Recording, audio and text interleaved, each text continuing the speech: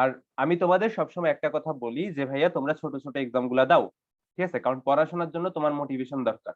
আর মোটিভেশনটা হইতে হবে সেলফ মোটিভেশন। কোন একটা মোটিভেটরের সামনে বসে বসে, মনে করি ইউটিউবে ভিডিও দেখলা সুশান্ত পাল সেই একটা ভিডিও দিয়ে দিল, তুমি মোটিভেশন দেখলা, বা ইন্ডিয়ান কোন একটা, ইন্ডিয়াতে তো অনেকগুলা মোটিভেটর আছে, তো মোটিভেটরদের মোটিভেশন তুমি শুনলা। বাংলাদেশে এখন নতুন নতুন অনেক মোটিভেটর আছে, ঠিক আছে? তারা চায় তোমরা অবশ্যই ভালো করো, এই জন্য মোটিভেশন দেয়। তারপরে তুমি যদি মোটিভেশন দেখো, তো তোমার আলটিমেটলি 5 থেকে 10 মিনিট ওই মোটিভেশনটা কাজ করবে, বাট তোমার যে কাজের স্পৃহা, কাজের যে আগ্রহটা কিন্তু জন্মায়, ঠিক আছে? তোমার মোটিভেশন টোটিভেশন সব দরকার কেন? কাজ করার আগ্রহ জন্মানোর জন্য, ঠিক আছে? ঠিক আছে, ওইটা আসবে তোমার সেলফ বুস্টের মাধ্যমে, মানে সেলফ মোটিভেশনের মাধ্যমে। তো সেলফ মোটিভেশনটা কখন আসে? যখন তুমি কোনো কিছুতে হালকা হালকা ছোট ছোট সাকসেস পাইতে থাকো। তুমি যদি হালকা হালকা ছোট ছোট সাকসেস পাও, দেখবা তোমার মোটিভেশন অটোমেটিকলি গ্রো করতেছে। তো এই জন্য যেটা করবা, রেগুলার এক্সাম দিবা, ছোট ছোট এক্সাম গুলাতে যখন তুমি ফুল মার্ক পেয়ে যাবা, দেখবা তোমার নিজের মধ্যে একটু ভালো লাগা কাজ করতেছে, যে না আমি তো এই টপিকটা বুঝতেছি, এই টপিকটা তো আমি পারি। তো তোমার অটোমেটিকলি দেখবা এই টপিকটা ভালো লাগতেছে, তোমার পড়াশোনা করতে ইচ্ছে করতেছে। তো এই জন্য তুমি ছোট ছোট এক্সাম গুলা মিস দিও না। বড় এক্সাম গুলা বাদ দাও, বড় এক্সাম গুলা মনে করো প্রিপারেশন টিপারেশন নাই না, ওইটাও দিও, সমস্যা নেই। আমি ফাঁকিবাজি করতাম, আমি অনেক ফাঁকিবাজি করতাম, বাট থাকতো সবকিছু ইয়ে হয়ে যেত, আলটিমেটলি প্যাচ আপ হয়ে যেত। ইন্টারে যে আমিও তোমাদের মতো ফাঁকিবাজি করি না এরকম না, আমিও মাঝে হোঁচট খাইছি, আমারও অনেক, মানে মাঝে মাঝে এরকম হয়েছে যে টিচার এক চ্যাপ্টার আগে গেছে, আমি এক চ্যাপ্টার পিছিয়ে গেছি, কিন্তু ওইটা তো আমি ধরছি, ঠিক আছে? ওইটা আমি ধরছি কিন্তু।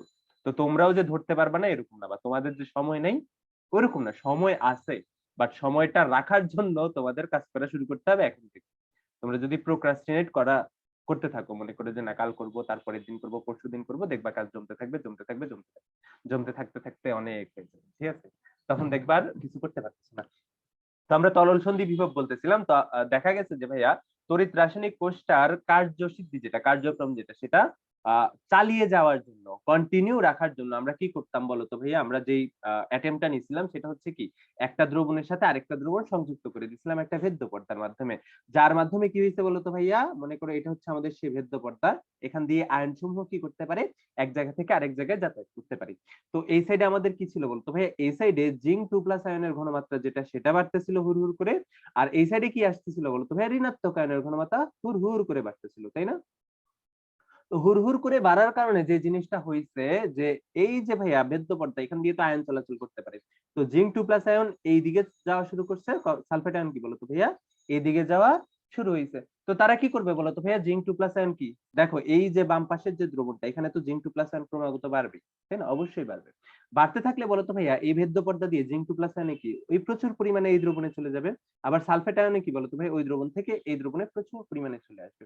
তাহলে দেখো তো ভাইয়া, এই যে মাঝখানে ভেদ্য পর্দাটা আছে, ভেদ্য পর্দার এই পাশে জিঙ্ক 2+ আয়ন অনেকগুলো জমা শুরু করবে না? হ্যাঁ, এই অনেকগুলো জমা শুরু করবে না? এবং জি এই পাশে ভাইয়া। কি বলতো ভাই? অনেকগুলো সালফেট আয়নও কিন্তু জমা শুরু করবে। তো যখন দুই পাশে চার্জ জমা শুরু হবে, তখন কি হবে? তাদের মধ্যে কি থাকবে বলতো ভাই? একটা তড়িৎদ্বার বিভবের সৃষ্টি হবে। যে তড়িৎদ্বার বিভব যেটা, সেটা কি করবে বলতো ভাইয়া? তোমার যে ওভারঅল ভোল্টেজটা, ওভারঅল ইলেকট্রিক ভোল্টেজ, সেটাকে কি আস্তে আস্তে বাধাগ্রস্ত করতে থাকবে আর কি। ওইটাকে আস্তে আস্তে বাধাগ্রস্ত করতে থাকলে তোমার যে এই কার্যক্রমটা, এই যে সেলটা, এই সেলটা কিন্তু ড্যামেজ হয়ে যাবে। এটা কিন্তু তার যে পারফরমেন্স, সেটা আস্তে আস্তে কমে যেতে থাকবে। তো এই জন্য আমরা কি করছি বলতো ভাইয়া? এই জন্য আমরা আরো ভালো একটা বুদ্ধির আবিষ্কার করার ট্রাই করছি, ঠিক আছে? বিজ্ঞানীরা ট্রাই করছে এক্স্যাক্টলি, এবং আমরা আলটিমেটলি যে সেলটা পাইছি ওই সেলটার নাম হচ্ছে ড্যানিয়েল সেল, ঠিক আছে? তো কিভাবে আমরা এই প্রসেসটা অনগোয়িং রাখতে পারি, সেজন্য সায়েন্টিস্টরা পরে যেটা করলো সেটা হচ্ছে নতুন আরেকটা জিনিস আবিষ্কার করে বসলো, যেটাকে আমরা বলি সল্ট ব্রিজ বা লবণ সেতু। তাহলে এই লবণ সেতু নিয়ে আমরা এখন পড়াশোনা করব। শোনো, লবণ সেতু নিয়ে আমরা পড়াশোনা করব। এতক্ষণ পর্যন্ত যে পড়াশোনাগুলো করতেছি, এখান থেকে হাইস্ট 1 নাম্বারের কোশ্চেন আসতে পারে যে তরল সন্ধি বিভব কি, দুইটা তড়িৎ বিশ্লেষের মধ্যবর্তী যে বিভবটা, ঠিক আছে? পাশাপাশি দুইটা তড়িৎ বিশ্লেষক দ্রবণ রাখলে তাদের মধ্যবর্তী যে বিভব পার্থক্যের সৃষ্টি হয়, সেটা কি তরল সন্ধি বিভব। তো এইটুকু পড়াশোনা থেকে এতটুকুই আসতে পারে, বাট আমরা যে সলভ ব্রিজ করবো সেখান থেকে 2 নাম্বারের কোয়েশ্চেন আসতে পারে, 4 নাম্বারের কোয়েশ্চেন কিন্তু আসতে পারে। তাহলে চলো আমরা সলভ ব্রিজ নিয়ে একটু পড়াশোনা। আচ্ছা, তো লবণ সেতু নিয়ে পড়াশোনা করবো। তাহলে আমাদের কি ছিল? আমাদের দুইটা কোষ ছিল, দুইটা কি ছিল? তড়িৎদ্বার ছিল, দুইটা আলাদা আলাদা দ্রবণে চুবানো, এবং ওইটা দিয়ে আমরা কি বানাইছিলাম? একটা তড়িৎ রাসায়নিক কোষ বানাইছিলাম, যেটা দেখতে কিরকম ছিল বলতো? আঁকায় ফেলি, আমার সাথে সাথে তোমরাও আঁকাও। মানে এগুলো আমার আঁকাইতে অনেক মজা লাগে, কারণ এই যে স্ট্রেট লাইন গুলো অটোমেটিক দিয়ে থাকার কারণে আমার এগুলো আঁকাইতে অনেক মজা লাগে। এই তোমরা গান গাইতে পারো ভালো?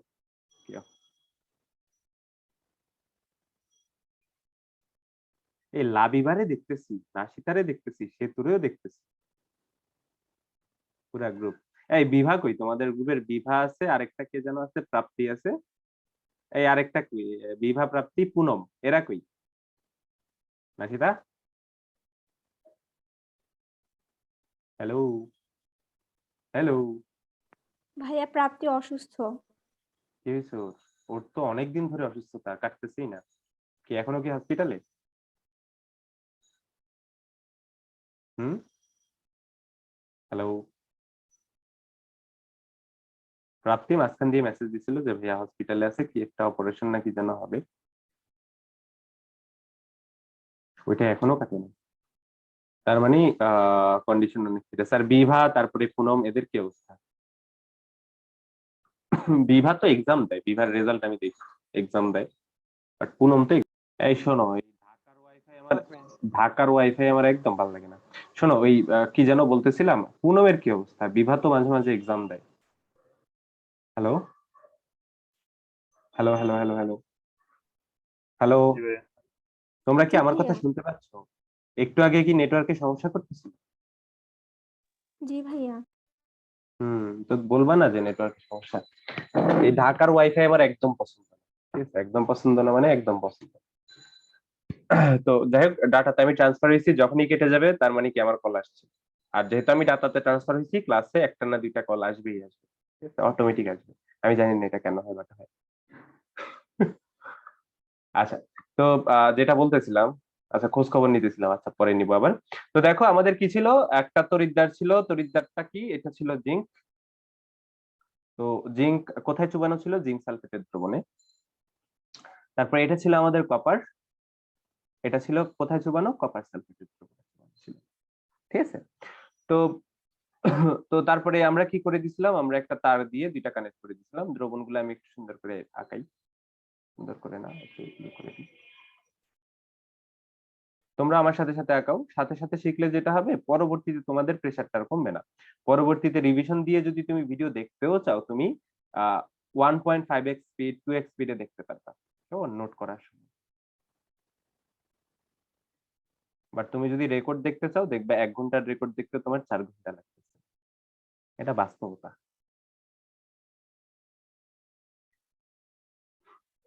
আচ্ছা, তো আমরা দ্রবণে চুবাইছি, দ্রবণে চুবানোর পরে আমরা কি করছি? আমরা তার যুক্ত করেছি।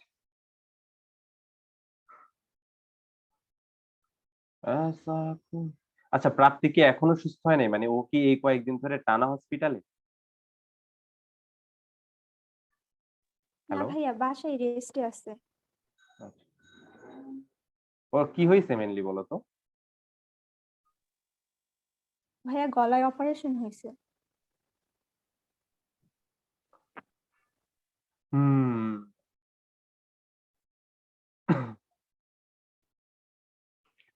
আচ্ছা, তো দেখো, তো এই হচ্ছে আমাদের কি ছিল, এই হচ্ছে আমাদের তড়িৎ রাসায়নিক কোষ ছিল, যেটাকে আমরা ড্যানিয়েল সেল বলবো কিছুক্ষণ পরে, লবণ সেতু লাগানোর পরে। তো এটাতে সমস্যাটা কি হচ্ছিল বলতো ভাইয়া? বাম পাশের যে সেলটা, বাম পাশের যে অংশটা, এই অংশে কি হচ্ছিল? জিঙ্ক 2+ আয়নের পরিমাণ আস্তে আস্তে বাড়া শুরু করতেছিল, তাই না? জিঙ্ক 2+ আয়নের পরিমাণ আস্তে আস্তে বাড়া শুরু হইতেছিল। এবং বাম পাশের যে অংশটা, সেটাতে কি বলতো ভাই? সালফেট আয়নের পরিমাণ আস্তে আস্তে বাড়া শুরু হইতেছিল। তো এজন্য আমরা আগে যতগুলা স্টেপ নিচ্ছি, ওই স্টেপ গুলাতে আমরা কি করতে পারতেছিলাম না, এই প্রবলেমটা কোনোভাবে সলভ করতে পারতেছিলাম না, যে ভাইয়া সেল যেটা, তড়িৎ রাসায়নিক কোষ যেটা, এটাতে কোনো সমস্যা হবে না, কিন্তু কি এই জিঙ্ক 2+ আয়নের পরিমাণ যেটা, সেটা কি হবে না, বাড়বে না, বা সালফেট আয়নের পরিমাণ যেটা, সেটা বাড়বে না। তো এই জন্য বিজ্ঞানীরা কি করলো? বিজ্ঞানীরা একটা পাইপ নিল, পাইপ নিল, ঠিক আছে? একটা রাউন্ড শেপের একটা, কি শেপ বলে এটাকে, ইউ আকৃতির পাইপ, ঠিক আছে? বললো যে কিছু যেহেতু হবে না, একটা পাইপ, দেখি পাইপ দিয়ে হয় কিনা। তো তারা একটা পাইপ নিল, যে এই নে হচ্ছে পাইপ, ঠিক আছে? এই হচ্ছে আমাদের সেই পাইপ। তো এই পাইপের ভিতরে তারা কিছু লবণ দিয়ে দিল, লবণের দ্রবণ দিয়ে দিল। কি কি লবণের দ্রবণ? আগে নরমালি 1:1, ঠিক আছে, মানে এমন সব লবণ নিত যেগুলাতে কি থাকতো, ক্যাটায়ন আর অ্যানায়ন 1:1 থাকতো। যেমন পটাশিয়াম নাইট্রেট, এখানে কি পটাশিয়ামের যোজনীয় 1, নাইট্রেটের যোজনীয় কি 1, এরকম পটাশিয়াম নাইট্রেট। তারপরে কি বলতো ভাইয়া, পটাশিয়াম ক্লোরাইড, তারপরে কি অ্যামোনিয়াম নাইট্রেট, ঠিক আছে, আগে এগুলা নিত নরমালি। বাট এখন দিন বদলেছে, এখন শুধু 1:1 অনুপাতেই তারা নাই, তারা 2 যোজনীওয়ালা লবণও নেওয়া শুরু করছে, যেমন সোডিয়াম সালফেটও রিসেন্টলি লবণ সেতুতে ইউজ করে, ঠিক আছে। তো এই সকল লবণের কি করে বলতো ভাইয়া, দ্রবণ যেগুলা সেগুলা কি করে এই পাইপের ভিতরে দেয়, ঠিক আছে। এখন তুমি চিন্তা করো, একটা পাইপে এরকম একটা দ্রবণ দিচ্ছ, পাইপের মধ্যে দ্রবণটা থাকবে? এই পাইপের মধ্যে দ্রবণটা থাকবে? না ভাইয়া। আচ্ছা, অবশ্যই থাকবে না, পড়ে যাবে। তো পড়ে যাওয়ার জন্য কি করবে বলো তো ভাইয়া, এই যে পাইপের যে আগাগুলা আছে, ঠিক আছে, এই আগাগুলা বা মুখগুলা এগুলা বন্ধ করে দিতে হবে না? হ্যাঁ, এই বন্ধ করে দিতে হবে না? জি ভাইয়া। জি ভাই। বন্ধ করবা, ঠিক আছে, বাট এমন ভাবে বন্ধ করবা যাতে কি না হয়, একেবারেই বন্ধ না হয়ে যায়, যে যাতায়াত করতেই পারবে না। তো এই জন্য তারা কি করে, এগার এগার নামে একটা কি করে, জেলির মতো পদার্থ দিয়ে এটা আটকায় দেয়, ঠিক আছে। এগার এগার নামে কি করে, একটা জেলির মতো পদার্থ দিয়ে আটকায় দেয়। এখানে মেনলি ইউজ করা হয় জিলেটিন, ঠিক আছে। এটা আমরা কি বলি, এগার এগার জিলেটিন দিয়ে বানায় এটা। তো এগার এগার দিয়ে কি করে আটকায় দেয়। আর এখানে কি আছে, 1:1 এই লবণগুলো আছে। যে কোনো একটা লবণের দ্রবণ নিতে পারো, একাধিক লবণের দ্রবণ নিতে পারো। তো অবশ্যই যেহেতু এখানে দ্রবণে তার লবণগুলো লবণ আকারে থাকবে না, থাকবে কি আকারে, আয়ন আকারে। এবং দেখো ভাইয়া, এখানে কিন্তু ক্যাটায়নও আছে, অ্যানায়নও আছে, তাই না? যেমন আমি পটাশিয়াম ক্লোরাইড যদি নিই, তাহলে এখানে কিন্তু কে থাকবে, এখানে কিন্তু ক্লোরাইড আয়ন যেটা সেটাও থাকবে, আবার কে থাকবে বলতো ভাই, পটাশিয়াম প্লাস আয়ন যেটা সেটাও থাকবে না বলতো, দুইটাই থাকবে না? এই দুইটাই জি থাকবে না? ভাইয়া। অবশ্যই দুইটাই কিন্তু থাকবে। এখন তারা কি করলো, তারা এই যে এই যে পাইপ যেটা সেটাকে নিল, ঠিক আছে, এই পাইপটাকে কোথায় নিল বলতো, এই পাইপটাকে নিয়ে এখান থেকে, যে পাইপ, পাইপটাকে নিয়ে কি করলো জানো, এই দুইটার মধ্যে কানেক্ট করে দিল। আচ্ছা, এটা ছোট হয়ে গেছে, এটাকে একটু বড় করি।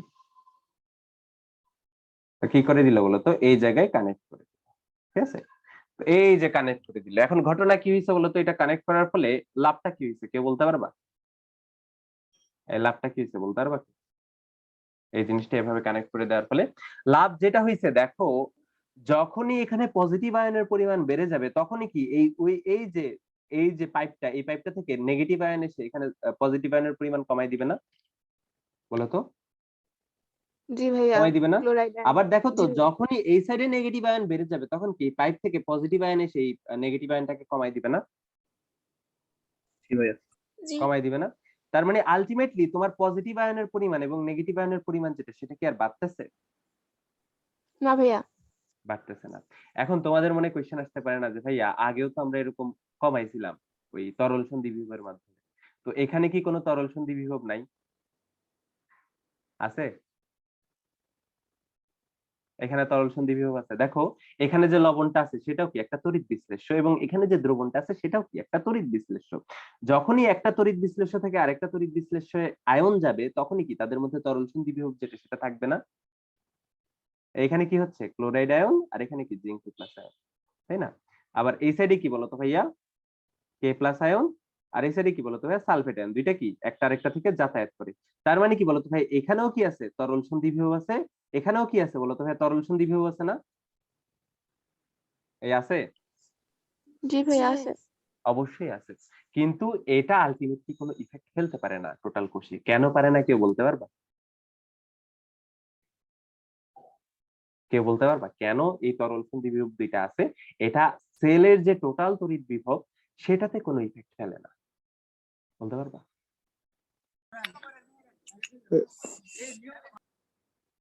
বলতে পারবা? দেখো, এখানে এখানে নেগেটিভ আয়ন কি যাচ্ছে, নেগেটিভ আয়ন এই যে পাইপ থেকে বা এই সল্ট ব্রিজ থেকে দ্রবণে যাচ্ছে। তো নেগেটিভ আয়ন যেদিকে যায়, তড়িৎ কি তার বিপরীত দিকে যায়, আর যেদিক থেকে তড়িৎ যায় সেটা কি হাই ভোল্টেজ, আর যেদিকে তড়িৎ যায় সেটা কি লো ভোল্টেজ, তাই না? Low voltage. তাহলে এখানে যদি আমরা এই ভোল্টেজের একটা কি ড্রপ কল্পনা করি, তাহলে দ্রবণের দিকে থাকবে পজিটিভ ভোল্টেজ, আর কি পাইপের দিকে থাকবে নেগেটিভ ভোল্টেজ। এখন দেখো এখানের কথা যদি আমি চিন্তা করি, সেকেন্ড টাইপ যেটা বা সেকেন্ড অংশ যেটা, ঠিক আছে, এই প্রান্তের কথা যদি আমি চিন্তা করি, এই প্রান্তে উপরে কি আছে, পজিটিভ পটাশিয়াম, আর এখান থেকে কি যাচ্ছে, সালফেট নিচের দিকে যাচ্ছে, তাই না? তার মানে এই পজিটিভ আয়ন যদি এই পাইপ থেকে নিচের দিকে যায়, আমরা কি জানি ইলেকট্রিসিটি সবসময় কি হয়, পজিটিভ আয়ন যাওয়া মানে কি ইলেকট্রিসিটি যাওয়া, আর ইলেকট্রিসিটি কি হাই ভোল্টেজ থেকে লো ভোল্টেজে যায় না, এই হাই ভোল্টেজ থেকে লো ভোল্টেজে যায় না, জি ভাইয়া। যায়। তাহলে এই পটাশিয়াম প্লাস আয়ন যদি উপর থেকে নিচে যায়, তাহলে উপরের প্রান্ত কি হবে প্লাস, নিচের প্রান্ত হবে মাইনাস। দেখো ভাইয়া, এই প্রান্তে ভোল্টেজ ড্রপ হচ্ছে মাইনাস প্লাস, আর এই প্রান্তে কি প্লাস মাইনাস, দুইটা কাটাকাটি হয়ে যাবে না, এই কাটাকাটি হয়ে যাবে না, আলটিমেটলি ভোল্টেজ ড্রপ কত হবে, আলটিমেটলি ভোল্টেজ ড্রপ যেটা সেটা কিন্তু শূন্য হয়ে যাবে। তো লবণ সেতুতেও কিন্তু কি থাকে, তরল সন্ধি বিভব থাকে, বাট দুই জায়গায় তরল সন্ধি বিভব থাকার কারণে এবং তাদের যে দিকটা, তড়িৎ প্রবাহের দিকটা বা বিভব পার্থক্যের দিকটা, এটা বিপরীতমুখী হওয়ার কারণে দুইটা তরল সন্ধি বিভব কি হয়ে যায় বলতো, কাটাকাটি হয়ে যায়। ঠিক আছে, এটা বুঝতে পারছো? এগুলা কিন্তু বইতে ওইভাবে পাবা না, আমি বলে রাখি, এগুলা বইতে ওইভাবে পাবা না, একটু বুঝে নাও। কারণ কি জানো, যখন ঘতে কোয়েশ্চেন করবে না যে এটা কেন ইয়ে করো, তখন কিন্তু টিচার এক্সপেক্ট করবে তুমি এই জিনিসগুলা লিখতেছো কিনা। এগুলা লিখলে দেখবা 4/4 পেয়ে গেছো যে এই ঘটনা ঘটে, সলভ দিতে। ঠিক আছে, তাহলে এখানে এই যে কেন আমাদের তরল সন্ধি বিভব কোনো ইফেক্ট ফেলতে পারতেছে না, এটা কি বুঝতে পারছো সবাই? এই বুঝতে পেরেছো? জি ভাইয়া। ওকে, তাহলে বলো তো লবণ সেতুর কাজ কি? লবণ সেতুর প্রধান যে কাজটা সেটা কি, দুইটা তড়িৎ কোষে পজিটিভ নেগেটিভ চার্জের যে ভারসাম্যটা রক্ষা করা, তাই না? তাই না? তাই তো, জি আর কি ভাইয়া। কোনো কাজ আছে? এটাই আলটিমেটলি কাজ। এবং দেখো আমরা কিন্তু প্রবলেম সলভ করে ফেলছি। দেখো এখানে আমাদের তরল সন্ধি বিভবের কোনো ঝামেলা নাই, আবার এই সাইডে কি পজিটিভ আয়নও বাড়তেছে না, এই সাইডে নেগেটিভ আয়নও বাড়তেছে না। তার মানে বলো তো আমরা কন্টিনিউয়াসলি এখান থেকে ইলেকট্রিসিটি পাবো না যতক্ষণ না পর্যন্ত টোটাল অ্যানোডটা ক্ষয়প্রাপ্ত হয়ে যায়, পাবো না? পাবো, জি পাবো, ভাইয়া। অবশ্যই পাবো। তো এভাবে আমাদের যে সমস্যাগুলা সব দূরীভূত হয়ে গেছে, এবং আমরা কি বলতো হ্যাঁ, তড়িৎ রাসায়নিক কোষ যেটা সেটা কি একদম ফুলফিল করতে পারতেছি। এবং এই যে তড়িৎ রাসায়নিক কোষটা, যেখানে জিঙ্ক সালফেটের দ্রবণে চুবানো থাকে এবং কপার সালফেটের দ্রবণে চুবানো থাকে, এই তড়িৎ কোষটার একটা স্পেশাল নাম আছে, এটাকে বলা হয় ডেনিয়েল। এটাকে কি বলা হয়? ডেনিয়েল সেল বলা হয়। তো আমি বলি যে ভাইয়া, মানে একটা জিনিস মনে রাখবা, লবণ সেতুর কার্যক্রম যেটা সেটা কি 4 নাম্বার কোয়েশ্চেনে কিন্তু আসতে পারে। ঠিক আছে, 4 নাম্বার কোয়েশ্চেনেও আসতে পারে, 2 নাম্বার কোয়েশ্চেনেও আসতে পারে। তো নরমালি 2 নাম্বার কোয়েশ্চেনে আসে, 2 নাম্বার কোয়েশ্চেনে আসলে তোমরা 2 নাম্বার কোয়েশ্চেনের মতো আনসার করবা, যেটা তোমরা কি 9-10 এ করেছো। ঠিক আছে, এবং অবশ্যই তরল সন্ধি বিভবের যে ব্যাপার স্যাপারগুলা ঘতে এগুলা আনবা। ঠিক আছে, তরল সন্ধি বিভব দেখলেই টিচারের কি ফ্যাসিনেশন সৃষ্টি হবে যে না, ছেলেটা বা মেয়েটা পড়াশোনা করছে। ঠিক আছে, অন্যান্য কেসে এতটা ফ্যাসিনেশন সৃষ্টি হবে না, 1-2 মার্ক কাটার একটা ব্যবস্থা তারা করে রাখবে যে না 1-2 মার্ক এটা কম দেওয়া লাগবে, পড়াশোনা ঠিক মতো করে না। কেমন? দিবেই দিবে, ঠিক আছে, দিবেই দিবে। আচ্ছা, আমরা তো অনেক পড়াশোনা করলাম, এবার কেউ আমাকে বলো তো তড়িৎ বিশ্লেষ্য কোষ এবং তড়িৎ রাসায়নিক কোষ যে আমরা পড়ছি এই এতদিন ধরে, দুইটার মধ্যে পার্থক্য কি কি বলো? তড়িৎ বিশ্লেষ্য কোষ ভার্সাস তড়িৎ রাসায়নিক কোষ, তো অনেক কিছু পড়ছি আমরা তড়িৎ বিশ্লেষ্য কোষ। একটা তো ভাইয়া বিদ্যুৎ দিয়ে শুরু করতে হয়, আর একটা বিদ্যুৎ উৎপন্ন হয়। তড়িৎ রাসায়নিক কোষ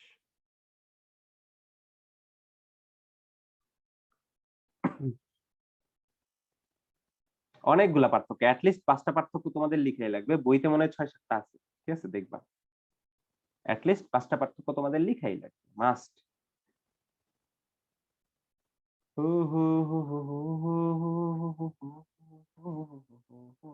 আচ্ছা, প্রথম যে পার্থক্যটা ছিল সেটা কি ছিল বলতো ভাইয়া? তড়িৎ বিশ্লেষ্য কোষ কি করে, তড়িৎ শক্তিকে কি করে, রাসায়নিক শক্তিতে পরিণত করে। রাসায়নিক তড়িৎ শক্তিতে। শক্তিকে রাসায়নিক শক্তিতে রূপান্তরিত করে। ভুলে গেছে এটা? না ভাইয়া। ওকে, বলো তো ভাইয়া, তড়িৎ রাসায়নিক কোষের কি ছিল, কাজ কি ছিল? রাসায়নিক শক্তিকে কিসে রূপান্তরিত করা? রাসায়নিক থেকে তড়িৎ শক্তি করবে। তড়িৎ শক্তিতে Exactly. রূপান্তর করে। রাসায়নিক শক্তিকে তড়িৎ শক্তিতে রূপান্তরিত করা, এটাই তো ছিল নাকি? অন্য কিছু তো ছিল না। এটা ছিল আমাদের 1 নাম্বার কি, 1 নাম্বার পার্থক্য। তো আমি সব পার্থক্য অবশ্যই লিখে দিব না। 2 নাম্বার পার্থক্য যেটা সেটা কি ছিল, তড়িৎ বিশ্লেষ্য কোষে আমাদের বাইরে থেকে কি ভাই আপনার দেয়া নেট লাগবে? সমস্যা। এই আমার নেট সমস্যা। মনে হয় কল আসছে। Hello hello hello hello hello hello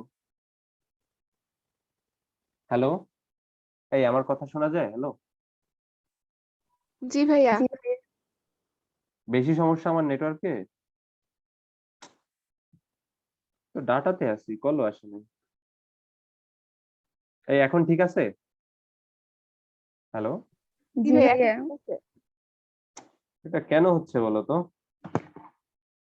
দরজা জানালা তো খুলে রাখছি। আচ্ছা দেখো, তো প্রথম পার্থক্যটা কি ছিল? তড়িৎ বিশ্লেষক কোষ তড়িৎ শক্তিকে রাসায়নিক শক্তিতে কনভার্ট করে, এবং তড়িৎ রাসায়নিক কোষ যেটা সেটা কি করে বলতো? রাসায়নিক শক্তিকে তড়িৎ শক্তিতে রূপান্তরিত করতে পারে। সেকেন্ড যে পার্থক্যটা সেটা কি বলতো ভাইয়া?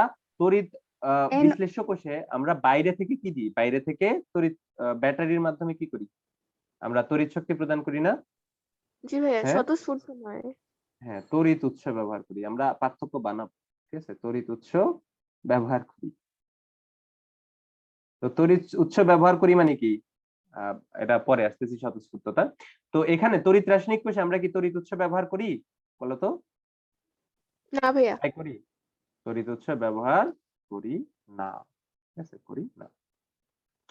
তারপরে 3 নাম্বার যেটা, ঠিক আছে, 3 নাম্বার যেটা দেখো, তড়িৎ বিশ্লেষ্য কোষে যতক্ষণ না পর্যন্ত আমরা ওই ব্যাটারির সাথে কানেক্ট করছি, আমরা বাইরে থেকে বিদ্যুৎ সাপ্লাই দিছি, ততক্ষণ পর্যন্ত কি কোনো রাসায়নিক বিক্রিয়া ঘটছে অ্যানোড বা ক্যাথোডে? কোনো রাসায়নিক বিক্রিয়া ঘটছে? না ভাইয়া। না ঘটে নাই। তার মানে তড়িৎ বিশ্লেষ্য কোষে যে বিক্রিয়াগুলা ঘটে সেগুলা নিজে নিজে ঘটে না, আমাদের বাইরে থেকে জোরপূর্বক ঘটাইতে হয়। তো যারা নিজে থেকে ঘটে না তাদেরকে আমরা কি বলি?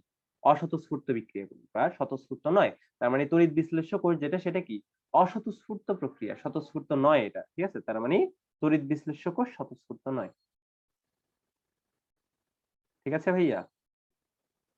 তড়িৎ বিশ্লেষ্য কোষ স্বতঃস্ফূর্ত নয়। কিন্তু তড়িৎ রাসায়নিক কোষে আমাদের বাইরে থেকে বিদ্যুৎ কিছুই দেওয়া লাগে না, আমরা জাস্ট একটা তার দিয়ে ওই সংযোগ করে দিছি, সাথে সাথে কিন্তু আমাদের সব বিক্রিয়া ঘটে গেছে।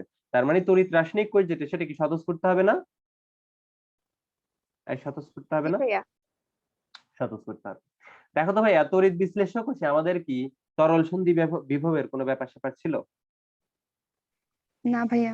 না আমাদের তরল সন্ধি বিভবের কোনো ব্যাপার স্যাপার ছিল না, বিভব নেই, ঠিক আছে? কিন্তু আমাদের তড়িৎ রাসায়নিক কোষে তরল সন্ধি বিভবের ব্যাপার স্যাপার ছিল না একদম শেষ পর্যন্ত, যতক্ষণ আমরা আমরা যে করছি, আমরা যে লবণ সূচি ইউজ করছি, সেখানেও কিন্তু তরল সন্ধি বিভব যেটা সেটা ছিল, তাই না? তার মানে তরল সন্ধি বিভবের ব্যাপার স্যাপার কিন্তু আমাদের তড়িৎ রাসায়নিক কোষে আছে। আরো একটা জিনিস আছে, কি বলতো ভাইয়া? তড়িৎ বিশ্লেষ্য কোষে লবণ সেতুর কিন্তু কোনো ব্যাপার স্যাপার নেই, আছে? আছে? লবণ নাই। সেতু ইউজ, তড়িৎ বিশ্লেষ্য কোষে লবণ সেতু ইউজ করার দরকার আছে? না কিন্তু ভাইয়া। তড়িৎ রাসায়নিক কোষে কিন্তু লবণ সেতু ইউজ করার দরকার আছে। তো এরকম আরো অনেকগুলা পার্থক্য তোমরা, আরো আরো ইম্পর্টেন্ট এবং ভাইয়া এনোড গুরুত্বপূর্ণ। আর ক্যাথোডের মধ্যে হ্যাঁ পার্থক্য হ্যাঁ রয়েছে। হ্যাঁ হ্যাঁ, আমি তো অনেক গুরুত্বপূর্ণ একটা, এবং এটা এটা খুবই গুরুত্বপূর্ণ। বলো তো ভাইয়া, তড়িৎ বিশ্লেষ্য কোষে আমাদের যে অ্যানোড ছিল, অ্যানোডটা ঋণাত্মক ছিল না ধনাত্মক ছিল? ভাইয়া ধনাত্মক ছিল। তড়িৎ বিশ্লেষ্য কোষে অ্যানোড ছিল পজিটিভ বা ধনাত্মক, তাই না? কিন্তু তড়িৎ রাসায়নিক কোষে অ্যানোড কি ছিল? কোন চার্জে আহিত ছিল? ঋণাত্মক ছিল, ঋণাত্মক। ঋণাত্মক। ঠিক আছে? অ্যানোড ঋণাত্মক ছিল। এত পার্থক্য লিখলে তো 10-এ 20 দিয়ে দিই। আচ্ছা, আবার দেখো তো, তড়িৎ বিশ্লেষ্য কোষে ক্যাথোড কি ছিল? ঋণাত্মক। ঋণাত্মক। আর তড়িৎ রাসায়নিক কোষে ক্যাথোড কি বলতো ভাইয়া? ধনাত্মক। ধনাত্মক। ওকে, তাহলে এই হচ্ছে আমাদের তড়িৎ বিশ্লেষ্য কোষ এবং তড়িৎ রাসায়নিক কোষের পার্থক্য। তো যখন যখন তোমাদের কি আসবে, যখন তোমাদের 2 নাম্বারের জন্য আসবে, নরমালি এটা 2 নাম্বারের জন্যই আসে, তড়িৎ বিশ্লেষ্য কোষ তড়িৎ রাসায়নিক কোষের মধ্যে পার্থক্য কি, তোমরা কয়েকটা পয়েন্ট উল্লেখ করবা। একটা এটা, তারপরে এই যে এই দুইটা মিলে আরেকটা করতে পারো, তারপরে এটা করতে পারো, এটা করতে পারো, ঠিক আছে? সবগুলাই তো করতে পারো, মানে 5টা করবা, 5টার মধ্যে এগুলা অন্তর্ভুক্ত রাখবা, ঠিক আছে? 5টার মধ্যে এই 4টা অন্তর্ভুক্ত রাখবা, বাকিগুলা তোমার ইচ্ছা, সবই রাখো, সমস্যা নেই। 2 নাম্বারের জন্য লিখতে খুব বেশি সময় লাগবে না, ঠিক আছে? যদি 2-এ 2 দেয় সমস্যা নেই, বাট এই কথাগুলো উল্লেখ রাখো, ঠিক আছে? এগুলা চাই টিচাররা, যেগুলা লিখছে কিনা বাচ্চারা। তো তোমাদের 2 নাম্বারের জন্য এটা আসতে পারে, ক্ষয়ের জন্য ভালো একটা কোয়েশ্চেন। তো এটা পারবা না তোমরা লিখতে, বলো তো? পারবা? জি ভাইয়া পারবো। ওকে, যদি পারো তাহলে একটা দাও, ঝাঁকি দিয়ে বসো, কারণ আমরা এখন ম্যাথমেটিক্যাল জিনিসপত্রে চলে যাব, এবং ম্যাথমেটিক্যাল জিনিসপত্রে চলে যাওয়ার জন্য আমরা এখন বেসিক যে জিনিসপত্রগুলা লাগে ওইগুলা শিখবো। তো টোটালি এরপরের ক্লাস যেটা হবে, মানে এরপরের যত কিছু হবে তার বেশিরভাগই হবে ফিজিক্স নিয়ে, ঠিক আছে, ইলেকট্রিসিটি নিয়ে, ইলেকট্রিসিটি কোন দিকে যাচ্ছে, কিভাবে আমরা কি হিসাব করতেছি এগুলা নিয়ে, এবং শেষে আমরা কিছু উদ্ভট জিনিসপত্র পড়বো। ঠিক আছে, তো সবার শেষে আমরা নার্নস্টের সূত্র দিয়ে অনেকগুলা ম্যাথ করবো। ম্যাথ করার পরে আমাদের কিছু ব্যাটারি ট্যাটারি নিয়ে পড়াশোনা করার পরে এই চ্যাপ্টারটা শেষ হয়ে যাবে। তো আমাদের টপিক আছে টোটাল, প্রথম যেটা সেটা হচ্ছে আমরা একটা রাসায়নিক কোষ কিভাবে রিপ্রেজেন্ট করতে পারি এবং বিভব কিভাবে মাপি, এটা হচ্ছে একটা ক্লাস। পরের ক্লাস আছে হচ্ছে আমাদের নার্নস্টের সূত্র যেটা, এটা নিয়ে তোমাদের একটা ক্লাস, তারপরে ব্যাটারি নিয়ে মনে হয় আরো এক দুটা ক্লাস। ঠিক আছে, তো তাহলে চলো আমরা তড়িৎদ্বার বিভব নিয়ে এখন আলোচনা করি নাকি? আচ্ছা, তড়িৎদ্বার বিভব নিয়ে আমি আলোচনা করব, তার আগে আমি যে এত কিছু পড়াইছি তোমাদের আমি একটু খোঁজ খবর নিই। আচ্ছা দেখো, তো দেখো মনে করো আমরা একটা তড়িৎ রাসায়নিক কোষ বানাইলাম যেখানে আমরা অ্যানোড হিসেবে অ্যালুমিনিয়ামকে ইউজ করতে চাই, ক্যাথোড হিসেবে সোডিয়ামকে ইউজ করতে চাই। এখন দেখো তড়িৎ রাসায়নিক কোষ কি হয়, নরমালি হচ্ছে স্বতঃস্ফূর্ত হয়। তার মানে আমরা যদি ওই তার দিয়ে দুইটা তড়িৎদ্বারকে কানেক্ট করে দিই, অটোমেটিকলি একটা অ্যানোডে চলে যায় আর আরেকটা কি হয়ে যায়, ক্যাথোডে চলে যায়। এখন দেখো অ্যানোডে কে যাবে, যার ইলেকট্রন দানের প্রবণতা বেশি, কারণ অ্যানোডে সবসময় জারণ বিক্রিয়া ঘটে। তো ইলেকট্রন দানের প্রবণতা বেশি কার, সেটা আমরা বুঝতে পারি কার থেকে, ধাতুর সক্রিয়তা সিরিজ থেকে না? এই ধাতুর জি সক্রিয়তা ভাইয়া। সিরিজ। তো ধাতুর সক্রিয়তা সিরিজটা কি ছিল, লিকে কানা ম্যাকগেইভার এলো। ঠিক আছে, লিকে কানা ম্যাকগেইভার এলো। তার মানে কি সোডিয়ামের সক্রিয়তা যেটা সেটা কি অ্যালুমিনিয়াম অপেক্ষা বেশি, সোডিয়ামের যে সক্রিয়তা সেটা কি অ্যালুমিনিয়াম অপেক্ষা বেশি। যেহেতু সোডিয়ামের সক্রিয়তা অ্যালুমিনিয়াম অপেক্ষা বেশি, ইলেকট্রন দানের প্রবণতা কার বেশি থাকবে, সোডিয়ামের বেশি থাকবে। তার মানে সোডিয়াম অটোমেটিকলি অ্যানোডে চলে যাবে না, বা জি অটোমেটিকলি ভাইয়া। ইলেকট্রন দান করে ফেলবে না? যেহেতু এটা স্বতঃস্ফূর্ত, যদি স্বতঃস্ফূর্ততা তুমি বজায় রাখতে চাও, অবশ্যই কি কি করা লাগবে, সোডিয়ামকে অ্যানোড হিসেবে ইউজ করা লাগবে। যদি সোডিয়ামকে ক্যাথোড হিসেবে ইউজ করতে চাও, তখন কি আর এটা স্বতঃস্ফূর্ত হবে? তোমার বাইরে থেকে এমন শক্তি দেওয়া লাগবে না যে শক্তির প্রভাবে তোমার সোডিয়াম যেটা সেটা ইলেকট্রন গ্রহণ করে আর অ্যালুমিনিয়াম ত্যাগ করে। জি ভাইয়া। হ্যাঁ, তার মানে স্বতঃস্ফূর্ততা বজায় রাখার জন্য বা কোনো একটা তড়িৎ কোষকে স্বতঃস্ফূর্ত বানানোর জন্য অবশ্যই তাকেই অ্যানোড হিসেবে কাজ ইউজ করা লাগবে, যে কি যার সক্রিয়তা হচ্ছে বেশি। ঠিক আছে, যার সক্রিয়তা বেশি সে যদি অ্যানোড হিসেবে কাজ করে, তাহলে কি হবে, তোমার তড়িৎ রাসায়নিক কোষ যেটা সেটা স্বতঃস্ফূর্ত হবে। যদি যার সক্রিয়তা বেশি সে ক্যাথোডে চলে যায় কখনো বাই চান্স, তাহলে এই তড়িৎ রাসায়নিক কোষ যেটা সেটা কি আর স্বতঃস্ফূর্ত হবে? এটা থেকে কি আমরা স্বতঃস্ফূর্ত ভাবে ইলেকট্রিসিটি পাবো? পাবো না, উল্টা দেখা যাবে এটাতে আমাদের ইলেকট্রিসিটি দেয়া লাগতেছে, তখন এটা তড়িৎ বিশ্লেষক কোষের মতো কিছু একটা হয়ে যাবে। বাট তড়িৎ রাসায়নিক কোষকে যদি আমরা স্বতঃস্ফূর্ত ভাবে বজায় রাখতে চাই, স্বতঃস্ফূর্ত ভাবে এটা থেকে যদি আমরা ইলেকট্রিসিটি পাইতে চাই, অবশ্যই অ্যানোড হিসেবে আমাদের তাদেরই ইউজ করা লাগবে যার কি, যার সক্রিয়তা বেশি। ঠিক আছে, এটা মনে থাকবে সবার সবসময়, এটা মনে থাকবে তোমাদের, কারণ ভাইয়া। জি ভাইয়া। হ্যাঁ হ্যাঁ বলো। ভাই আমরা যদি বাইরে থেকে বিদ্যুৎ দিয়ে যদি অ্যালুমিনিয়ামকে অ্যানোড বানাই, তাহলে তো হুম। অ্যালুমিনিয়াম তখন 3টা ইলেকট্রন ত্যাগ করবে। তাহলে সোডিয়াম যদি ক্যাথোড হয় তখন এটা কিভাবে নিবে ইলেকট্রন গুলা? এই ভাই এখানে তো আমরা জিঙ্ক নিয়ে হিসাব করতেছি, জিঙ্ক তো আর একটা নেই, তাই না, বা কপার তো আর একটা নেই। আমরা তো এক বালতি নিয়ে হিসাব করতেছি, লাখ লাখ অনুপরমাণু নিয়ে হিসাব করতেছি, যার সব কি করবে না, বিক্রিয়া করবে না। তো এখানে একটা অ্যালুমিনিয়াম যদি 3টা ইলেকট্রন ত্যাগ করে, তো 3টা সোডিয়াম প্লাস ওই 3টা ইলেকট্রন গ্রহণ করে ফেললো। আপত্তি আছে কোনো? এই ও আপত্তি না আছে? ভাইয়া, আমরা কোষ অনেকগুলা তো বিক্রিয়া, আছে। হ্যাঁ। হ্যাঁ অনেকগুলা আছে, আমরা এক বালতি নিয়ে আলোচনা করতেছি। এই জন্য যখন জৈব যৌগ পড়বা দেখবা আমরা সমতাও করতেছি না, জৈব যৌগের যে বিক্রিয়াগুলো দেখবো অধিকাংশ বিক্রিয়া আমরা সমতাকরণ স্কিপ করে যাচ্ছি, করতেছি না। যদিও সমতাকরণ অনেক ইজি, সমতাকরণের অনেকগুলা প্রসেস তোমাদের আমি অলরেডি শিখাই দিছি, তো তারপরেও দেখবা ওই বিরক্ত লাগতেছে সমতাকরণ করতেছি না, কেমন? তো যাই হোক, তো এটা বুঝতে পারতেছো যে ভাইয়া যার সক্রিয়তা বেশি সেই অ্যানোড হিসেবে ইউজ করা লাগবে। যদি সে ক্যাথোডে চলে যায় তাহলে এটা কি হবে না, স্বতঃস্ফূর্ত হবে না, এর থেকে আমরা স্বতঃস্ফূর্ত ভাবে ইলেকট্রিসিটি পাবো না। এটা অনেক বেশি ইম্পর্টেন্ট, কারণ ঘতে তোমাদের একটা কোয়েশ্চেন আসে, কোয়েশ্চেনটা হচ্ছে এরকম, কোন পাত্রে কোন দ্রবণ রাখা যাবে, এই টাইপের একটা কোয়েশ্চেন আসে। ঠিক আছে, তো এই পাত্র নির্বাচনের ক্ষেত্রে এই জিনিসটা তোমাদের খুব খুব মনে রাখা লাগে। ঠিক আছে, যে কাকে আমরা পাত্র হিসেবে ইউজ করতে পারবো, কাকে করতে পারবো না, এটা কমপ্লিটলি ডিপেন্ড করে ভাইয়া তোমার যে এই তড়িৎ রাসায়নিক যে কোষটা সেটা স্বতঃস্ফূর্ত হয় কিনা। আর স্বতঃস্ফূর্ত কখন হবে, যখন তোমার যার সক্রিয়তা বেশি সে অ্যানোড হিসেবে কাজ করবে। সে যদি অ্যানোড হিসেবে কাজ করে তাহলে এটা স্বতঃস্ফূর্ত হবে, অন্যথায় হবে না। আচ্ছা যাই হোক, তাহলে চলো আমরা তড়িৎদ্বার বিভব নিয়ে একটু আলোচনা করি। ঠিক আছে, তড়িৎদ্বার বিভব। তো তড়িৎদ্বার বিভব কি, তড়িৎদ্বার বিভব হচ্ছে একটা বিভব পার্থক্য। ঠিক আছে, নরমালি তড়িৎদ্বার বিভব আসলে একটা বিভব পার্থক্য। কেমন বিভব পার্থক্য, মনে করো আমরা যে তড়িৎ রাসায়নিক কোষ নিয়ে আলোচনা করছি, এখানে কি আলাদা আলাদা সেল ছিল না, এই আলাদা আলাদা সেল ছিল না, এখানে একটা সেল ছিল, এখানে একটা সেল ছিল। পুরাটাকে যদি আমরা একটা তড়িৎ রাসায়নিক কোষ বলি, তাহলে এই যে বাম পাশের সেলটা, এটাকে বলি আমরা একটা অর্ধকোষ বা হাফ সেল। ঠিক আছে, এটাকে আমরা কি বলি? একটা হাফ সেল বলি। এটাকে কি বলি? আরো একটা অর্ধকোষ বা হাফ সেল বলি। তো অর্ধকোষ নরমালি 5 প্রকারের হয়। তো 5 প্রকারের অর্ধকোষ নিয়ে আমরা পরে পড়াশোনা করব। তো আপাতত এটা নিয়ে আমরা আলোচনা করব না, বাট এতটুকু জেনে রাখো যে একটা পার্টকে আমরা কি বলি? অর্ধকোষ বলি, তাই না? এখন একটা অর্ধকোষকে তুমি যদি একটু একটু গবেষণা করো যে অর্ধকোষের ভিতরে কি কি থাকে, তুমি দেখবা একটা অর্ধকোষে নরমালি একটা তড়িৎদ্বার থাকে, যে তড়িৎদ্বারটা কি থাকে? একটা তড়িৎ বিশ্লেষ্য দ্রবণের ভিতরে চুবানো থাকে। অন্য কিছু কি থাকে? নরমালি থাকে না, তাই না? তাহলে একটা অর্ধকোষে কি থাকে? একটা অর্ধকোষে একটা তড়িৎদ্বার থাকে, যেটা কি একটা তড়িৎ বিশ্লেষ্য দ্রবণে চুবানো থাকে, তাই না? জি। হা হা হা। তাহলে চলো আমরা আঁকাই ফেলি। তো মনে করো এটা হচ্ছে আমাদের সেই অর্ধকোষ। তো অর্ধকোষে কি থাকবে? অর্ধকোষে একটা তড়িৎদ্বার থাকবে, যে তড়িৎদ্বারটা একটা তড়িৎ বিশ্লেষ্য দ্রবণে চুবানো থাকবে।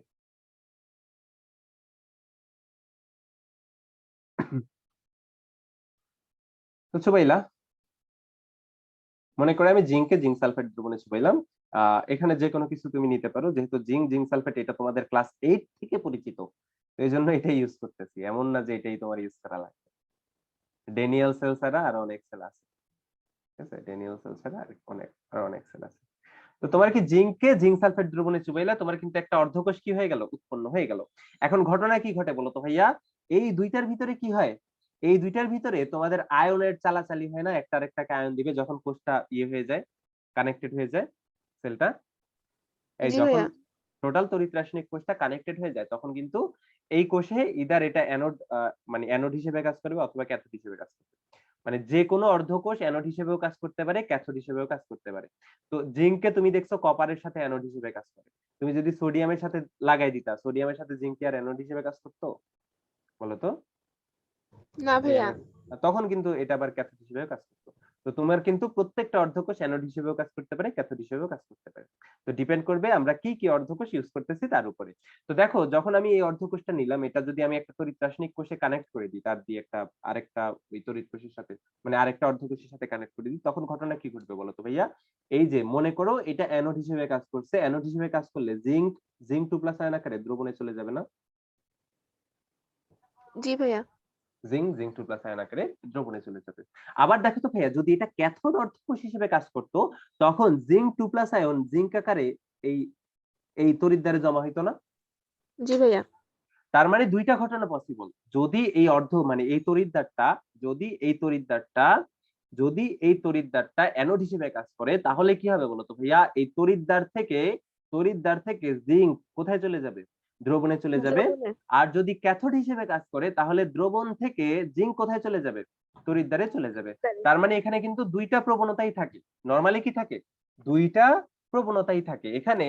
প্রথম যে প্রবণতাটা থাকে সেটা কি? তড়িৎদ্বার থেকে আয়নের কি দ্রবণে চলে যাওয়ার একটা প্রবণতা থাকে না?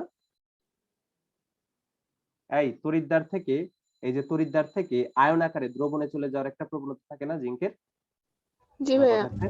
এটাকে আমরা বলি ভাইয়া, এটাকে আমরা বলি তড়িৎদ্বারের দ্রবণ চাপ। কি বলি বলতো ভাইয়া? কি বলি? দ্রবণ চাপ। দ্রবণ চাপ।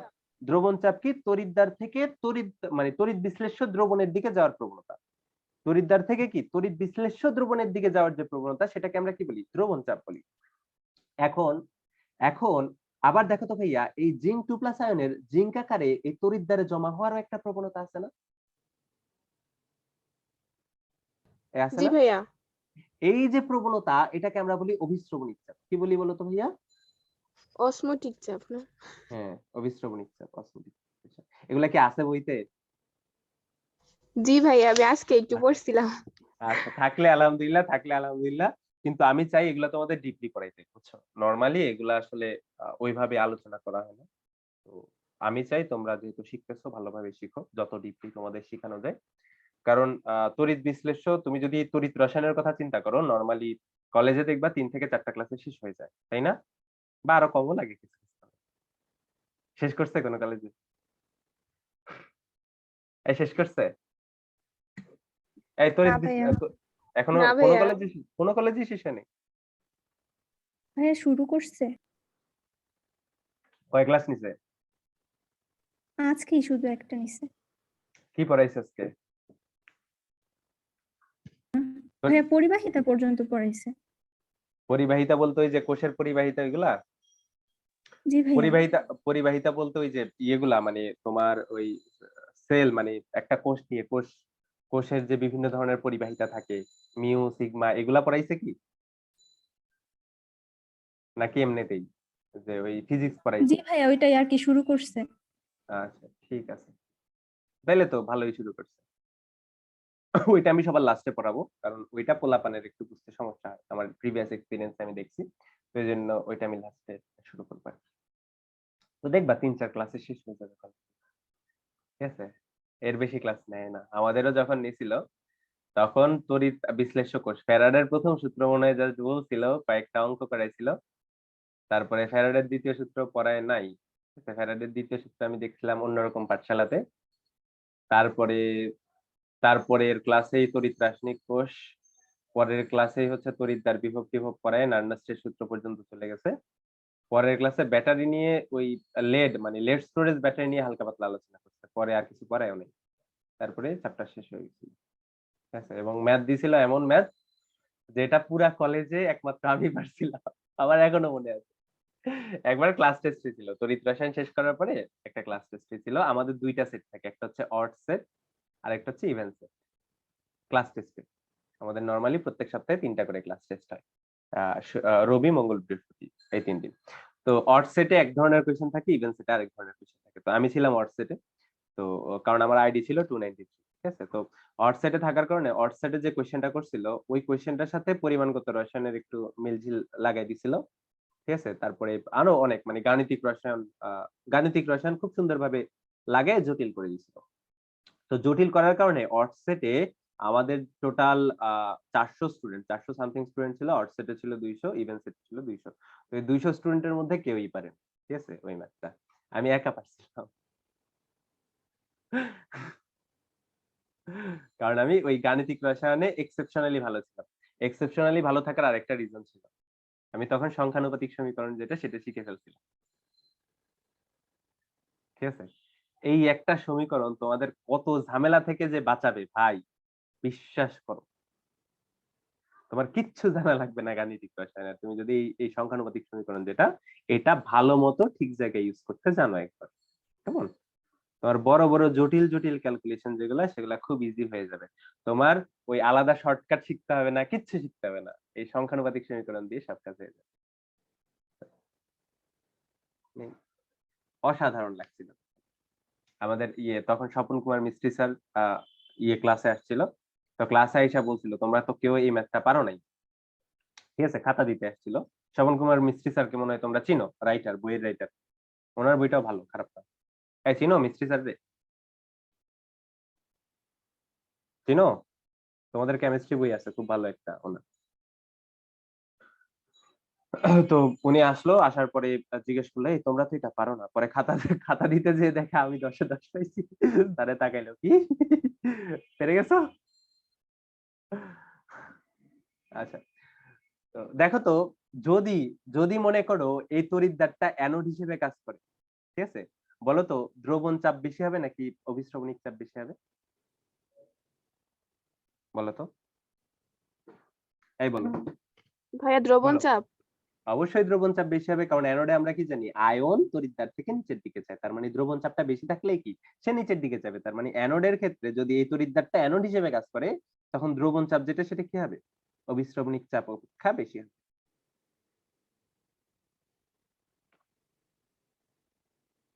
এই জিনিসটা বুঝতে পারছো তোমরা আসলেই? দেখো, দ্রবণ চাপ কি? দ্রবণে যাওয়ার প্রবণতা। অভিস্রবণিক চাপ কি? ওই দ্রবণ থেকে তড়িৎদ্বারে আসার প্রবণতা, তাই না? তো দেখো যখন অ্যানোড হিসেবে কাজ করে তখন তড়িৎদ্বার থেকে পদার্থ কি যায়? দ্রবণের দিকে যায়। তার মানে কি দ্রবণের দিকে কখন যাবে? যখন দ্রবণ চাপের পরিমাণ বেশি হবে, তাই না? সিম্পল, ঠিক আছে? আর যদি এই তড়িৎদ্বারটা ক্যাথোড হিসেবে কাজ করে তখন কি ঘটনা ঘটবে? অভিস্রবণিক চাপ বেশি হবে। উল্টা, উল্টা, এক্স্যাক্টলি। অভিস্রবণিক চাপ যেটা সেটা দ্রবণ চাপ অপেক্ষা বেশি হবে।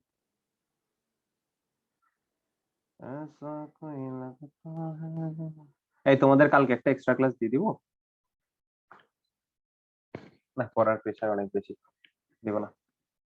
আচ্ছা, তাহলে যদি এটা ক্যাথোড হিসেবে কাজ করে তখন কি হবে, অভিস্রবণিক চাপ যেটা সেটা দ্রবণ চাপ হিসেবে হবে আর কি, কাজ করবে আর কি। এখন তড়িৎদ্বার বিভব নিয়ে একটু আলোচনা করি। তো দেখো, তড়িৎদ্বার বিভব জিনিসটা আসলে কি? তড়িৎদ্বার বিভব জিনিসটা কি তোমাদের শুরুতেই বলছিলাম, যখন একটা পয়েন্ট থেকে আরেকটা পয়েন্টে ইলেকট্রিসিটি যায়, একটা পয়েন্ট থেকে আরেকটা পয়েন্টে ইলেকট্রিসিটি যায়, তখন ওই দুইটা পয়েন্টের মধ্যে কি আছে, বিভব পার্থক্য আছে, এটা আমরা বলে দিতেই পারি, অবশ্যই বলতে পারি, তাই না? আর ইলেকট্রিসিটি যাওয়া মানে কি, পজিটিভ আয়ন যাওয়া না? জি ভাইয়া। পজিটিভ আয়ন যাওয়া। দেখো তো ভাইয়া, এটা অ্যানোড হিসেবে কাজ করুক আর ক্যাথোড হিসেবে কাজ করুক, এখানে কি আয়নের যাতায়াত থাকে? থাকে? অবশ্যই থাকে। যদি এটা অ্যানোড হিসেবে কাজ করে তাহলে জিঙ্ক 2+ আয়ন, জিঙ্ক 2+ আয়ন কি একটা পজিটিভ আয়ন, পজিটিভ আয়নের প্রবাহ মানে কি, বিদ্যুৎ প্রবাহ। তো জিঙ্ক 2+ আয়ন কি যায়, তড়িৎদ্বার থেকে দ্রবণে যায়, তার মানে তড়িৎদ্বার থেকে দ্রবণে কি হচ্ছে, ইলেকট্রিসিটি ফ্লো হচ্ছে। যদি এটা ক্যাথোড হিসেবে কাজ করে তাহলে জিঙ্ক 2+ আয়ন জিঙ্ক আকারে কোথায় যাবে, তড়িৎদ্বারে যাবে, তার মানে কি পজিটিভ আয়ন দ্রবণ থেকে তড়িৎদ্বারে যাচ্ছে। তো এটা অ্যানোড হিসেবে কাজ করুক ক্যাথোড হিসেবে কাজ করুক, তোমার কিন্তু পজিটিভ চার্জের যে যাতায়াতটা সেটা কিন্তু হচ্ছে। যেহেতু এই দুইটা তড়িৎদ্বার এবং তড়িৎ বিশ্লেষ্য দ্রবণের মধ্যে চার্জের আদান প্রদান হচ্ছে, তাহলে আমরা বলতে পারি না যে ভাইয়া তড়িৎদ্বার এবং তড়িৎ বিশ্লেষ্য দ্রবণের ভিতরে একটা বিভব পার্থক্যের সৃষ্টি হয়েছে? এই বলতে পারি না? জি ভাইয়া। বলতে পারি। এই যে ভাইয়া কোন একটা তড়িৎদ্বারকে তড়িৎ বিশ্লেষ্য দ্রবণের মধ্যে যদি আমরা নিমজ্জিত করি, তাদের মধ্যে কি হয়, যে বিভব পার্থক্যের সৃষ্টি হয়, সেটাকেই আমরা কি বলি, ওই তড়িৎদ্বারটার তড়িৎদ্বার বিভব বলি। আমি কি ক্লিয়ার করতে পারছি? কোন একটা জি ভাইয়া। তড়িৎদ্বারকে তড়িৎ বিশ্লেষ্য দ্রবণে চুবাইলে যে বিভব পার্থক্যের সৃষ্টি হয় তাকেই কি বলা হয়, তড়িৎদ্বার বিভব বলা হয়। তাহলে এটাকে তোমরা নাম্বার পাওয়ার জন্য কিভাবে লিখবা, চলো লিখি। ঠিক আছে, তো লিখো।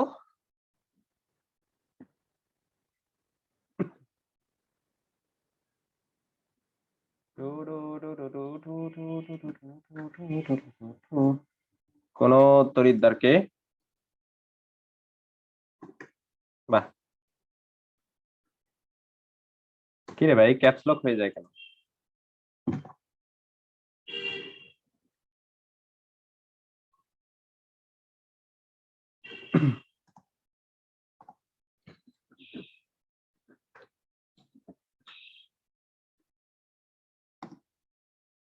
তড়িৎ, কি রে এরকম হচ্ছে কেন? তড়িৎ বিশ্লেষ্য দ্রবণে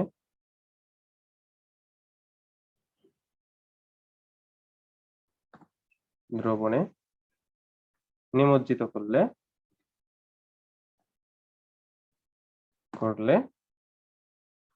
তড়িৎদ্বারের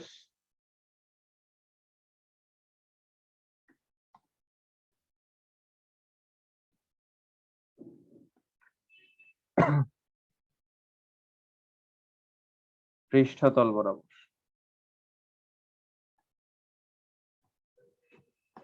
যে বিভব পার্থক্যের সৃষ্টি হয়।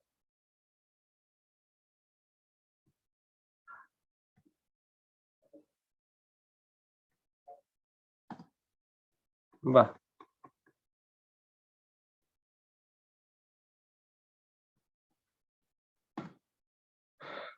তাকে তড়িৎদ্বার বিভব বলে।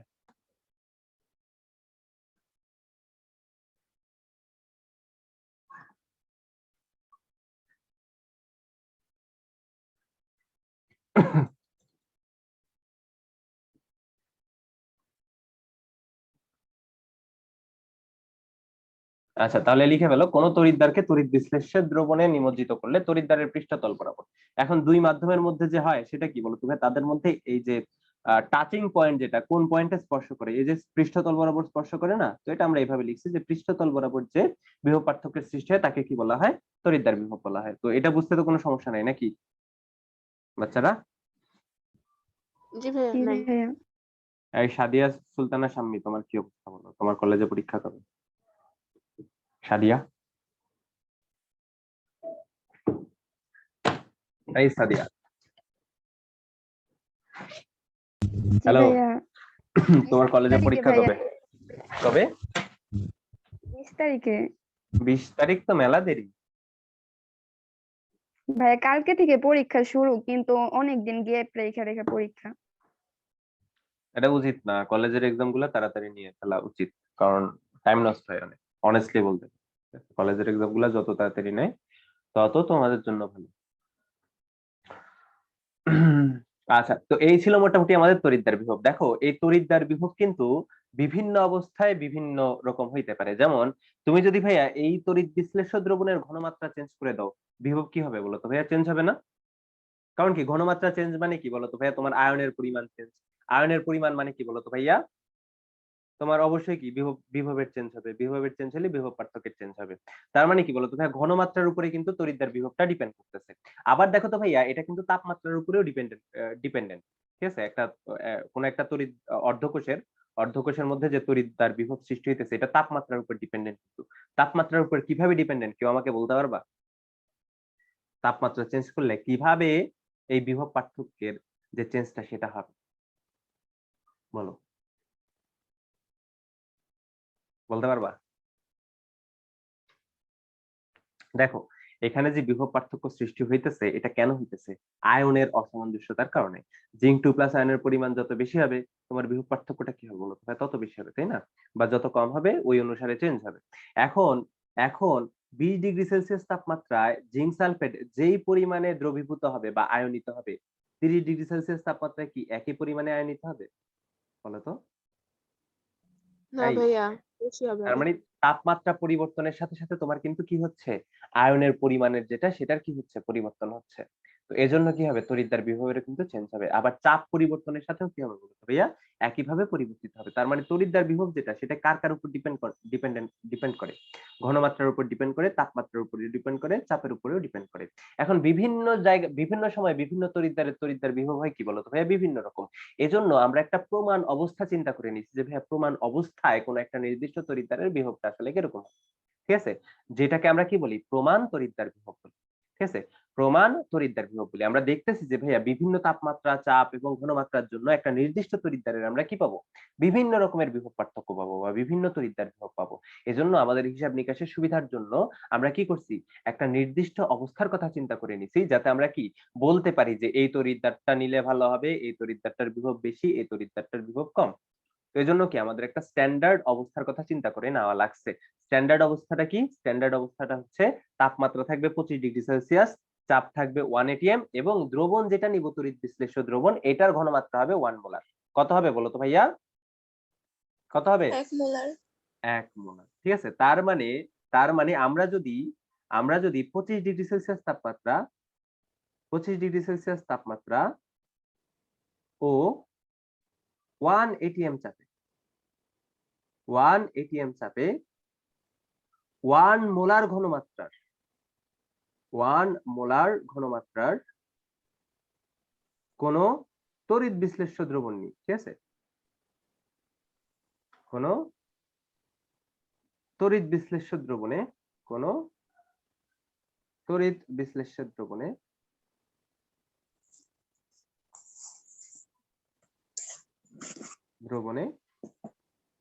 যদি কোনো কি তড়িৎদ্বারকে নিমজ্জিত করি, তাহলে যে তড়িৎদ্বার বিভবটা উৎপন্ন হবে তাকে আমরা কি বলবো? ওই তড়িৎদ্বারের প্রমাণ তড়িৎদ্বার বিভব বলবো। আমি কি ক্লিয়ার করতে পারছি? 25°C তাপমাত্রা 1 atm চাপে 1 মোলার ঘনমাত্রার কোন তড়িৎ বিশ্লেষ্য দ্রবণে যদি আমরা কি করি? একটা তড়িৎদ্বারকে নিমজ্জিত করি, তাহলে ওই তড়িৎদ্বারের আমরা যে বিভব পার্থক্যটা পাবো, সেটাকে আমরা কি বলবো বলতো ভাইয়া? তড়িৎদ্বার বিভব বলবো। আমি ক্লিয়ার করতে পারছি ভাইয়া? জি ভাইয়া। জি ভাইয়া। তড়িৎদ্বার হচ্ছে ধাতুই, অবশ্যই ধাতুকে নিমজ্জিত করে। তড়িৎদ্বার হিসেবে আমরা ধাতু ইউজ করি। নিমজ্জিত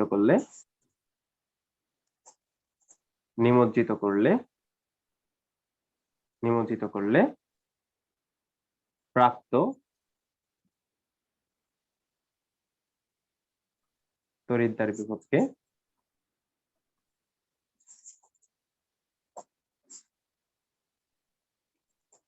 বিভবকে প্রমাণ তড়িৎদ্বার বিভব বলে। তো এখান থেকে তোমাদের 2 নাম্বারের একটা কোশ্চেন আসে।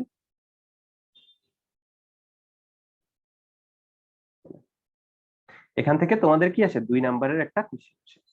কোশ্চেনটা হচ্ছে এরকম, মনে করো তোমাকে বলে দিবে যে কপার সালফেট, মানে কপার ধাতুর বা কপারের জন্য, ঠিক আছে, কপারের প্রমাণ তড়িৎদ্বার বিভব, এটা 2 নাম্বারের জন্য আসে তোমাদের। প্রমাণ তড়িৎদ্বার বিভব সমান তড়িৎদ্বার বিভব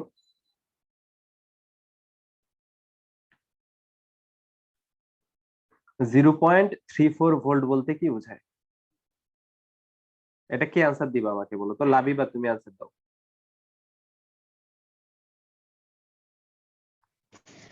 ভাইয়া 25°C তাপমাত্রা ও 1 atm চাপে 1 মোলার ঘনমাত্রার কোনো তড়িৎ বিশ্লেষ্যের দ্রবণে কোনো ধাতুকে নিমজ্জিত করলে কপারের প্রাপ্ত তড়িৎদ্বার বিভব হয় 0.34 ভোল্ট।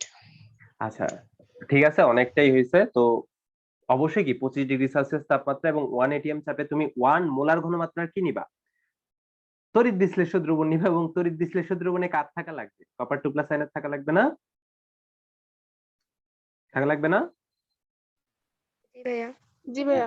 তার মানে 25°C তাপমাত্রা ও 1 atm চাপে 1 মোলার কপার 2+ আয়নের দ্রবণে তুমি যদি একটা কপার ধাতু নিমজ্জিত করো, তুমি যদি একটা কি করো, কপার ধাতু নিমজ্জিত করো, তাহলে কপার ধাতুর যে পৃষ্ঠতল বরাবর যে বিভব পার্থক্যটা সৃষ্টি হবে, বিভব পার্থক্য কত হবে? 0.34 ভোল্ট হবে। তো এতটুক লিখলেই তোমরা কি পেয়ে যাবা? 1 পেয়ে যাবা। 2 পাওয়ার জন্য কি করবা? সুন্দর মতো শুরুতে প্রমাণ তড়িৎদ্বার বিভবের সংজ্ঞাটাও লিখে দিবা। ঠিক আছে?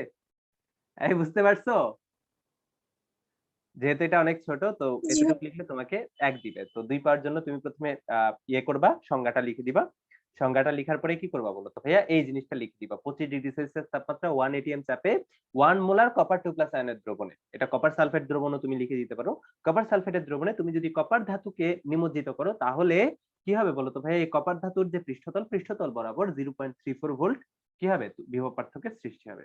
তো এতটুকু লিখে দিলে তুমি কি পেয়ে যাবা? 2 এ 2 পেয়ে যাবা। ঠিক আছে? তো এটা আসে, এটা খুবই কমন একটা কোয়েশ্চেন তোমাদের এইচএসসির জন্য। তাহলে তোমাদের আজকের ক্লাস এতটুকুই। তোমরা ভালো থাকো।